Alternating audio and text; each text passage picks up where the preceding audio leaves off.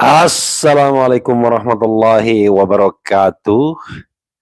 Sobat RH sekalian, jumpa lagi kita di channel yang keren ini. Keren cara. Ya, sobat RH sekalian, saya sengaja tidak menampakkan diri ya, karena ingin santai ya, sobat RH sekalian.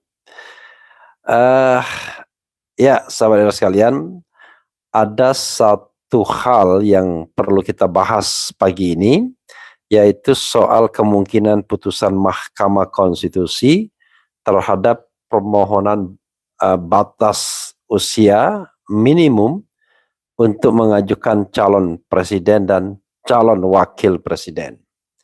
Seperti kita ketahui, ada beberapa permohonan yang diajukan baik oleh perseorangan maupun partai politik terhadap usia calon presiden dan wakil presiden. Gosipnya adalah permohonan bakal dikabulkan dan kemudian Gibran Rakabuming akan eligible bisa mendampingi Prabowo Subianto sebagai calon wakil presiden dari koalisi Gerindra, kemudian Golkar, Partai Amanat Nasional, serta partai yang tidak memiliki kursi atau partai baru. Sobat RH sekalian, tentu ada juga yang mengatakan tidak mungkin dikabulkan. Pertanyaannya adalah, let's say misalnya dikabulkan. Logika apa yang akan dipakai oleh Mahkamah Konstitusi untuk mengabulkan permohonan tersebut? Ini hal yang perlu dan penting untuk kita bahas. Jadi, saudara sekalian, sejak awal saya mengatakan, kalau putusannya didasarkan pada hukum dan konstitusi, maka from the beginning, sejak awal ya, itu putusan itu tidak akan mengabulkan. Bahkan legal standingnya pun tidak akan diterima. Kenapa saya mengatakan demikian? Karena saya berpatokan kepada presiden putusan MK sendiri, terutama yang terkait dengan presidential threshold yang beberapa kali sudah diajukan dan selalu ditolak. Dalam hal presidential threshold itu, orang seperti Gatot Nurmantio, kemudian Rizal Ramli yang jelas-jelas berkeinginan atau pernah berkeinginan untuk menjadi calon presiden dan atau wakil presiden, terganjal dengan ketentuan presidensial threshold tersebut yang mengakibatkan sedikitnya kereta atau vehicle atau sarana untuk digunakan sebagai calon presiden dan wakil presiden karena harus memenuhi ketentuan presidensial threshold 20%. Dan MK mengatakan mereka tidak memenuhi legal standing karena tidak bisa menunjukkan kurang lebih bahwa mereka mendapatkan dukungan dari partai politik untuk maju sebagai calon presiden, dan kemudian hal tersebut terganjal dengan tidak cukupnya jumlah kursi atau jumlah suara, yaitu 20% kursi atau 25% suara. Karena mereka tidak mampu menunjukkan tersebut, paling tidak dalam permohonan yang mereka ajukan, maka MK tidak menerima legal standing mereka.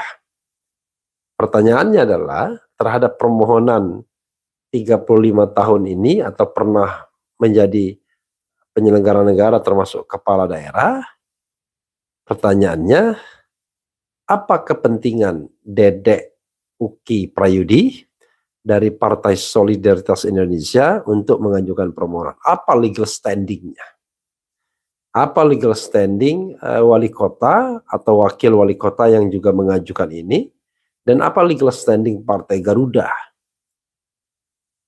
Dalam video sebelumnya saya pernah membahas soal ini. Legal standing Dedek Uki Prayudi misalnya, kalau diberhadapkan dengan apa yang berlaku terhadap Gatot Nurmantio dan Rizal Ramli, maka ini lebih jelas tidak memiliki legal standing. Karena tidak mampu, bahkan dalam pemberitaan pun, bisa membuktikan bahwa yang bersangkutan ingin maju sebagai calon presiden, tetapi kemudian terganjal dengan syarat usia 35 tahun. Kita tidak pernah mendengar, tidak pernah membaca, tidak pernah juga dispekulasikan bahwa Dede Uki Prayudi, pemohon dari Partai Solidaritas Indonesia, itu berkeinginan untuk menjadi calon presiden dan terganjal karena persyaratan usia minimal 40 tahun. Karena itu, ya seharusnya legal standingnya ditolak. Tidak ada legal standing pemohon ini. Demikian juga, Sobat Era sekalian, kepala daerah dan wakil kepada kepala daerah atau bupati dan wakil bupati yang mengajukan permohonan ini.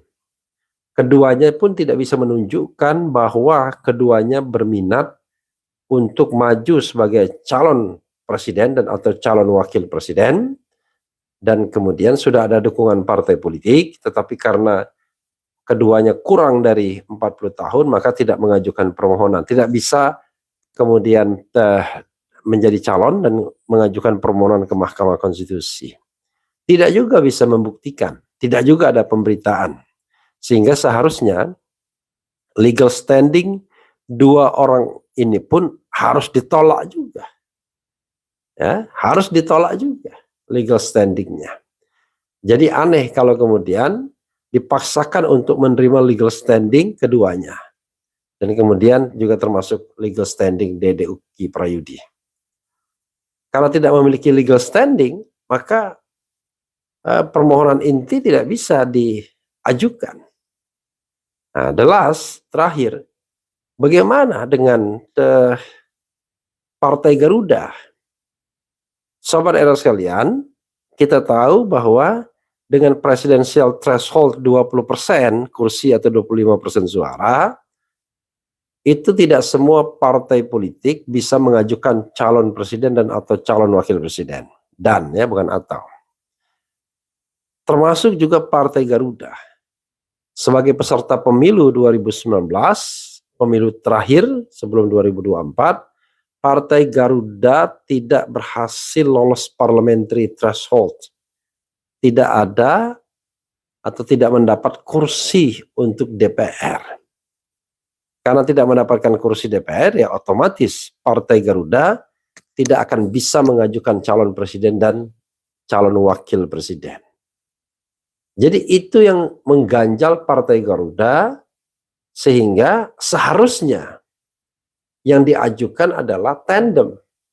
Kalau memang mereka berniat mengajukan calon yang kurang dari 40 tahun. Jadi yang harus mereka ajukan adalah menghapuskan presidensial threshold, dan yang kedua meminta agar usia bisa dikurangi tidak 40 tahun, 35 tahun atau pernah menjadi atau berpengalaman sebagai penyelenggara negara. Kalau itu yang mereka minta, barulah make sense, masuk akal. Karena kalau mereka hanya meminta usia 35 tahun tanpa menjebol yang namanya presidensial threshold, tidak ada gunanya. Padahal syarat legal standing adalah dengan dikabulkannya permohonan, maka kerugian konstitusional yang didalilkan tidak akan terjadi lagi. Dalam konteks ini, misalnya MK mengabulkan 35 tahun atau pernah menjadi penyelenggara negara, bagi Partai Garuda tidak ada gunanya secara teoritis di atas kertas. Karena tetap saja Partai Garuda ini tidak bisa mengajukan calon sendiri. Dengan mereka tidak memiliki kursi parlemen dan suara mereka pun tidak cukup 25%. Karena kalau suara mereka 25%, tentu mereka memiliki kursi di parlemen. Jadi sampai saat ini, sampai titik ini paham ya, Sobat Era sekalian, boro-boro ya mau dikabulkan substansinya, menurut saya legal standingnya pun harusnya ditolak. Bayangkan, legal standingnya harusnya ditolak. Ya, boro-boro substansinya dikabulkan. Jadi legal standingnya pun ya harus ditolak. Sehingga substansi tidak perlu dipertimbangkan lebih lanjut atau lebih jauh. Tapi MK terkesan mengentertain permohonan ini sambil melihat bagaimana konstelasi politik di MK sendiri, dan kemudian konstelasi politik yang paling penting adalah di koalisi Prabowo sendiri. Maka Sobat Eros sekalian, dari sisi analisis saya mengatakan ada dua hal yang akan mempengaruhi putusan ini. Pertama adalah konstelasi di MK seperti yang saya katakan, dan yang kedua adalah konstelasi di Prabowo sendiri. Dan keduanya bisa dikatakan berkaitan, tapi bisa juga tidak. Tetapi yang jelas saling mempengaruhi. Oke, kita bicara dulu mengenai konstelasi politik di MK. Seandainya yang berhadapan adalah kepentingan istana saja dan non-istana, atau kepentingan istana dan Teguh Umar itu satu, maka no doubt permohonan pasti akan dikabulkan. Kalau seandainya saya berhitung melalui putusan presidensial threshold, maka posisi hakim bisa 7-2. Ya, dua orang yang kalau kita lihat putusan presidensial threshold terdahulu yang tidak akan mengabulkan permohonan, dalam konteks ini tidak akan mengabulkan, bukan mengabulkan, yaitu Saldi Isra dan Soehartoyo. Itu sekali lagi analisis berdasarkan putusan terdahulu. Karena dua orang hakim inilah yang berkeinginan untuk menghapuskan presidensial threshold. Sementara 7 hakim lainnya tidak. Padahal saya mengatakan jelas-jelas presidensial threshold itu membangkang terhadap demokratisasi atau demokrasi dalam pemilihan presiden dan wakil presiden. Presidensial threshold itu adalah alat oligarki untuk mengendalikan partai politik. Sebaliknya adalah alat pengurus atau termasuk ketua-ketua umum partai politik untuk mendapatkan penghargaan lebih atas jumlah kursi atau jumlah suara yang mereka dapatkan di parlemen. Dan itu jelas sumber ketidakadilan.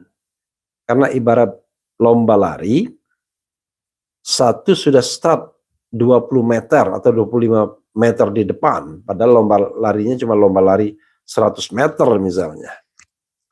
Dan itu pun tidak tepat juga karena ada yang tidak bisa mengajukan calon.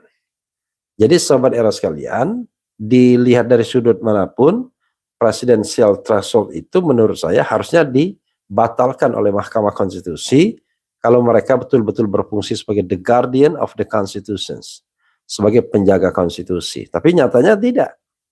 Malah dipertahankan, puluhan permohonan ditolak dan lain sebagainya, yang menunjukkan bahwa betul-betul MK mewakili suara istana dalam perkara presidensial threshold tersebut. Nah, dalam perkara 35 tahun ini, sebaliknya, ada keinginan untuk mengabulkan kalau kita lihat konstelasi politik dan kepentingan yang ada. Maka, yang menolak untuk 35 tahun dan atau pernah menjadi penyelenggara negara, ya cuma 2 juga. Kalau kita lihat bahwa konstelasinya adalah kepentingan istana dan Teguh Umar 1. Tapi dalam konteks ini, kepentingannya berbeda. Ya, kepentingan istana adalah dikabulkannya permohonan. Kalau lihat kita kepentingan istana.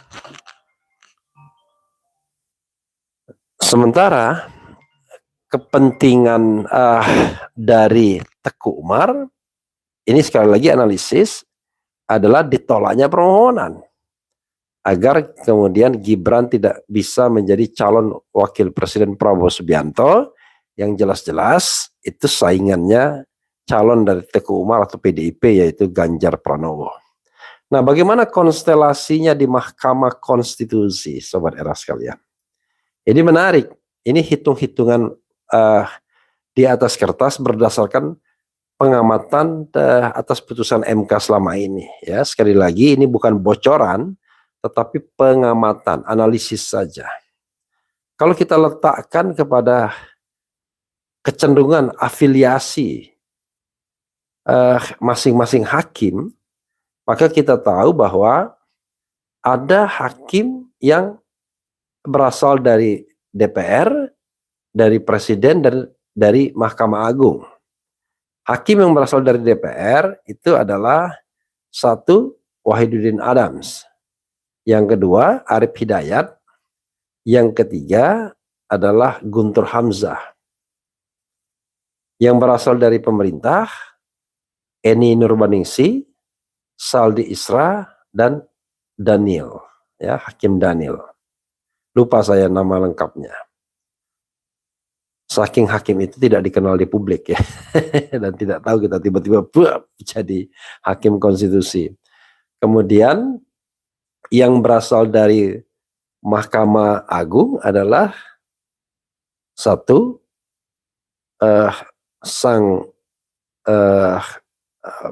kakak adik ipar, yaitu Anwar Usman, kemudian ada juga Soehartoyo, dan ada Manahan Sitompul.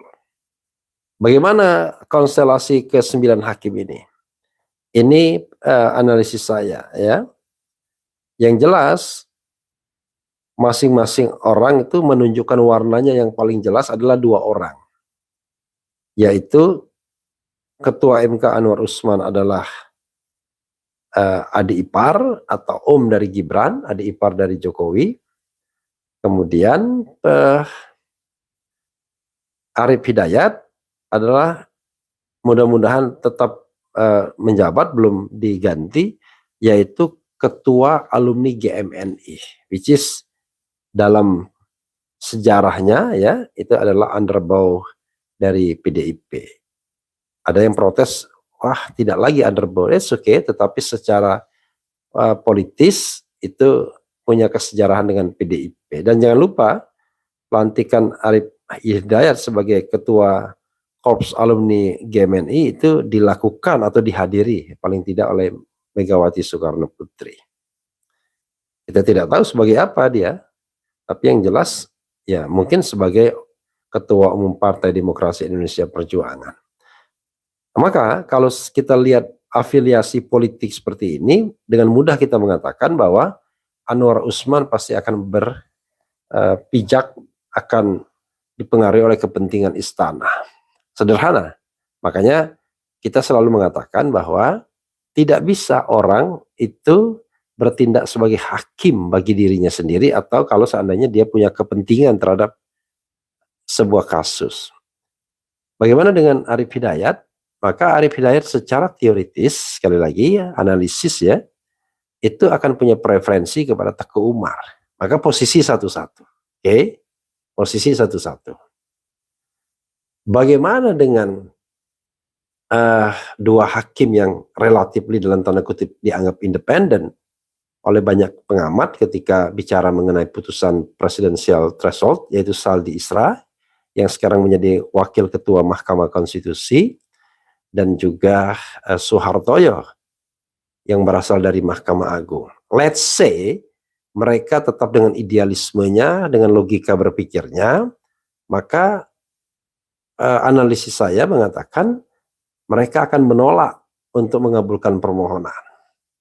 Artinya dengan demikian kubu yang menolak sudah 3 orang, yaitu Saldi Isra, wakil ketua Mahkamah Konstitusi sekarang, Soehartoyo, hakim yang juga menolak, yang berpendapat perlu dihapuskannya presidensial threshold, dan Arif Hidayat, hakim yang memiliki preferensi atau orientasi atau kedekatan politik dengan kelompok tertentu yang punya kepentingan. 3-1, oke? Lalu kita ambil lagi hakim yang berasal dari presiden dulu, yang jelas-jelas punya kepentingan istana, yaitu Eni Nurbaningsih. Saya menganggap Eni Nurbaningsih akan lebih mewakili kepentingan suara istana. Sekali lagi, saya tidak menganggap dia sebagai hakim yang independen ketika mempertahankan presidensial threshold. Padahal sudah jelas bagaimana damage atau dampak buruknya. Maka Eni Nurbaningsih menurut saya akan cenderung kepada istana. Karena dia berasal dari UGM, ya, termasuk mungkin bisa dilobi oleh kekuatan istana yang kita tahu juga berasal dari alma maternya, ya.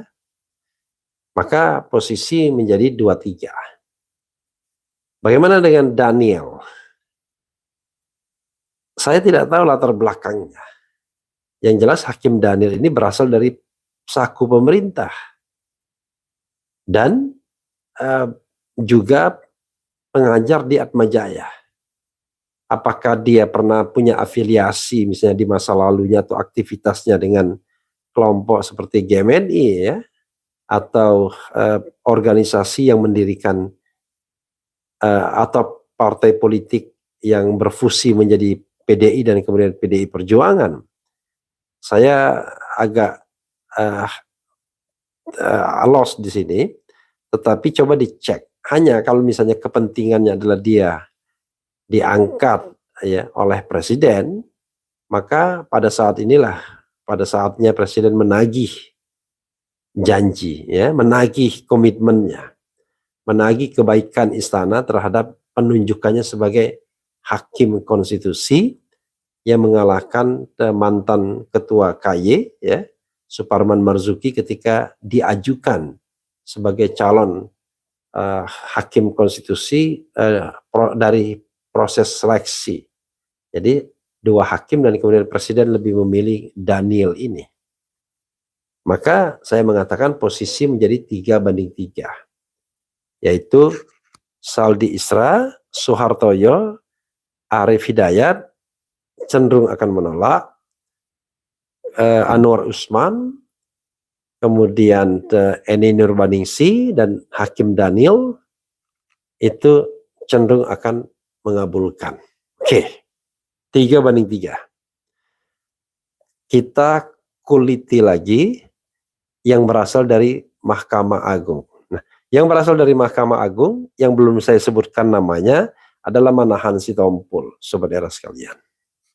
Saya menganggap Hakim Manahan ini akan lebih cenderung pro dengan Ketua Mahkamah Konstitusi. Karena kebetulan berasal dari institusi yang sama. Jadi bisa jadi dia lebih akan kecenderungannya untuk mengabulkan. Maka posisi 4-3. Oke. Posisi 4-3. Jadi 4 untuk yang mau mengabulkan permohonan ini. 2 nama terakhir itu adalah Wahidudin Adams dan Guntur Hamzah yang berasal dari DPR. Saya ambil Wahidudin Adams dulu. Kalau seandainya Hakim Wahidudin ini masih lama pensiunnya, barangkali dia akan langsung berpihak kepada kepentingan istana. Sebagaimana yang dia tunjukkan ketika dia mempertahankan presidensial threshold. Yang jelas-jelas saya katakan sangat inkonstitusional menurut banyak orang juga. Dan justru menghilangkan atau menghapuskan jalan bagi munculnya calon-calon alternatif atau bahkan bibit-bibit pemimpin bangsa. Tetapi persoalannya adalah Hakim Wahidudin Adams mau pensiun dan usianya juga sudah 70 tahun. Apakah dia bisa diiming-imingi dengan jabatan lain? Saya kira tidak juga. Karena itu bisa jadi dia sudah mulai independen. Dan saya menempatkannya di posisi yang akan cenderung menolak. Karena Januari kalau tidak salah tahun depan dia sudah pensiun dan rasanya tidak punya lagi kepentingan untuk tetap dianggap a good boy ya atau good judge dalam tanda kutip. Maka posisi 4-4 saudara sekalian. Seru ya permainan kita ya. Posisi jadi 4-4. Maka nama yang terakhir adalah Guntur Hamzah. Guntur Hamzah ini saudara sekalian adalah hakim konstitusi yang ditunjuk tanpa melalui prosedur yang jelas. Kalau kita lihat pasal 19 dan 20 Undang-Undang Mahkamah Konstitusi, Undang-Undang nomor 24 tahun 2003, itu mengatakan yang namanya hakim konstitusi itu harus dipilih melalui 4 hal ini. Ya, 4 azas-azas pemerintahan yang baik, yaitu harus partisipatif, harus objektif, harus akuntabel, dan satu lagi apa ya? Jadi harus objektif, kemudian akuntabel, transparan, ya, dan kemudian partisipatif. Nah, prinsip tersebut gak jelas semua. Karena tiba-tiba dia diangkat menjadi hakim konstitusi tanpa melalui proses seleksi. Boro-boro partisipatif. Ya, boro-boro objektif. Yang ada adalah tiba-tiba subjektivitas diangkat begitu saja, menggantikan Wahidudin Adams yang tiba-tiba diberhentikan oleh DPR tanpa kejelasan landasan hukumnya. Kok bisa DPR memberhentikan hakim konstitusi di tengah jalan lalu menggantikannya dengan hakim lain tanpa melalui proses seleksi? Padahal kalau misalnya berpegangan pada proses seleksi sebelumnya, ya harusnya mereka-mereka yang ikut seleksi sebelumnya sebagai pengganti dari Aswanto. Tapi ini diangkat begitu saja. Maka secara teoritis Guntur Hamzah akan lebih banyak merepresentasikan kepentingan kekuasaan, karena walaupun dia berasal dari DPR, tidak mutatis mutandis dia akan ikut pada the ruling party, ya, kepentingan interest, dalam hal ini PDIP, tapi dia melihat bahwa kekuasaanlah yang mengangkat dia, dan kekuasaan itu adalah representasi istana di Dewan Perwakilan Rakyat. Maka kecenderungannya adalah Guntur Hamzah menurut saya akan cenderung pada arah mengabulkan. Maka jelas permohonan bisa 5-4. Sekali lagi ini analisis, permohonan bisa 5-4 untuk kemenangan Gibran dalam tanda kutip. Walaupun menurut saya dari sisi legal standing harusnya tidak memenuhi syarat. Bagaimana dari sisi substansi? Tidak juga. Karena soal usia ini adalah soal yang sangat terkait dengan an open legal policy. Dan open legal policy itu sepanjang dia tidak bertentangan dengan konstitusi diametral, maka sah-sah saja untuk diatur. Misalnya syarat usia. Dan kedua, pengaturannya itu tidak berlebih-lebihan. Sebagai contoh misalnya, kalau syarat usia itu diatur minimal 70 tahun, ini bukan maksimal, minimal, maka menurut saya memang harus dibatalkan karena pengaturannya sudah tidak lagi mengikuti prinsip an open legal policy, yaitu pengaturan yang reasonable, masuk akal, tidak berlebih-lebihan. Jadi 40 tahun itu tidak berlebih-lebihan, masuk akal, reasonable, dan tidak bertentangan dengan konstitusi karena tidak ada ketentuan konstitusi soal syarat usia tersebut. Kecuali misalnya peraturan di bawah konstitusi, dalam hal ini undang-undang, mengatur tidak perlu warga negara menjadi calon presiden. Nah, itu jelas bertentangan dengan konstitusi karena konstitusi mengatakan warga negara Indonesia sejak kelahiran dan tidak pernah menjadi warga negara lain karena kehendaknya sendiri. Oke. Kembali kepada posisi 54, saudara sekalian. Posisi 54 ini baru berarti kalau seandainya ada sinyal dari istana, Prabowo Gibran jadi. Kalau Prabowo Gibran tidak jadi, maka semua konstelasi itu bubar. Dan saya menganggap permohonan akan ditolak.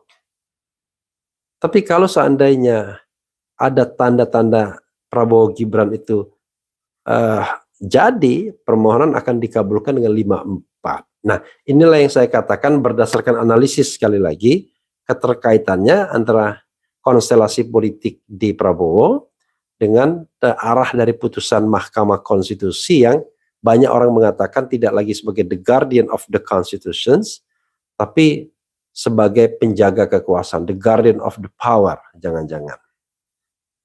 Sekali lagi, akan dikabulkan kalau ada kesepakatan. Tapi, saudara sekalian, saya hanya memberikan clue, nanti kita akan bahas lebih lanjut. Ada dua hal yang kita perhatikan yang mungkin membuat konstelasi itu buyar. Pertama, ngambeknya Prabowo yang tidak hadir di dalam pertemuan Projo dan Presiden Jokowi, dan kemudian deklarasi Projo yang mestinya di tempat yang besar, waktu itu saya lupa ya, di Istora atau di mana, tiba-tiba kemudian hanya di Kertanegara, yaitu rumah atau kediaman Prabowo Subianto, atau yang selama ini dijadikan kantor pemenangan atau markas Prabowo Subianto. Jadi ini menunjukkan there must be something ya antara Jokowi dan Prabowo. Karena kelihatannya Jokowi tidak kunjung menunjukkan kejelasannya dalam hal dukungan terhadap Prabowo Subianto. Dan yang kedua, sakitnya Luhut Panjaitan. Sakitnya Luhut Panjaitan yang selama ini dikenal sebagai backbone Presiden Jokowi, tentu akan to some extent akan melemahkan posisi tawar Presiden Jokowi. Bisa limbung dia, bisa tidak kuat lagi berhadapan dengan Teguh Umar dalam konteks ini. Karena ya ibaratnya kekuatan-kekuatan oligarkis di belakang layar itu selama ini secara analitik ya melewati Luhut Binsar Panjaitan. Jadi LBP menjadi orang yang sangat kuat. Dan Rocky Gerung misalnya mengatakan sakitnya LBP ini entah kapan sembuhnya karena ya, isu atau gosip yang beredar cukup parah, maka sudah menghilangkan kekuatan 2/3 kabinet, katanya begitu. Bisa dibayangkan saking kuatnya LBP ini, Luhut Binsar Panjaitan. Jadi saudara sekalian, dalam konteks ini saya mengatakan segala konstelasi di MK itu akan bubar kalau tidak dicapai kesepakatan menjadikan Gibran sebagai wakil presiden dari Prabowo. Dan jangan lupa, di situ ada juga pihak-pihak lain yang tidak dalam tanda kutip berkepentingan Gibran menjadi wakil presiden. Sebagai contoh misalnya, apakah Golkar akan setuju Gibran menjadi wakil presiden? Apakah PAN akan setuju? Apakah Demokrat juga akan setuju? Kita tahu bahwa Golkar punya jagoan untuk wakil presiden, Erlangga Hartarto. Kemudian PAN lucu, punya jagoan tapi Erick Thohir, bukan Zulkifli Hasan. Demokrat mungkin dia malu menyodorkan Agus Harimurti Yudhoyono, tapi yang saya dengar mereka lebih cenderung kepada sosok semacam Khofifah Indar Parawansa. Jadi ada faktor lain juga yang akan mencegah dipilihnya Gibran Rakabuming. Politik itu the art of possibilities, seni berbagai kemungkinan. Kita tidak tahu bagaimana akhirnya putusan Mahkamah Konstitusi. Tetapi sekali lagi saya tidak melihat putusan Mahkamah Konstitusi yang paling determinan dalam konteks ini. Yang paling determinan itu adalah konstelasi politik di koalisi Prabowo, di mana ada 3 aktor yang bakal sangat menentukan. Pertama Prabowo sendiri, kedua Jokowi, dan ketiga Luhut Binsar Panjaitan yang hari ini sedang terbaring sakit di sebuah rumah sakit di Singapura. Ya, yang keempat, kelima, keenam bisa jadi SBY, Erlangga Hartarto dan Zulkifli Hasan. Tapi kalaupun mereka berpengaruh juga, mereka berada pada saf kedua, bukan saf pertama. SBY walaupun tokoh senior, tetapi dia dalam koalisi ini penumpang baru setelah kendaraan sebelumnya berhenti belok dari apa yang mereka inginkan, kira-kira begitu. Atau mereka tidak menginginkan lagi berada di kapal perubahan itu. Itu saja saudara sekalian, kita tunggu ya bagaimana hasil dari putusan Mahkamah Konstitusi. Wassalamualaikum warahmatullahi wabarakatuh. Ciao.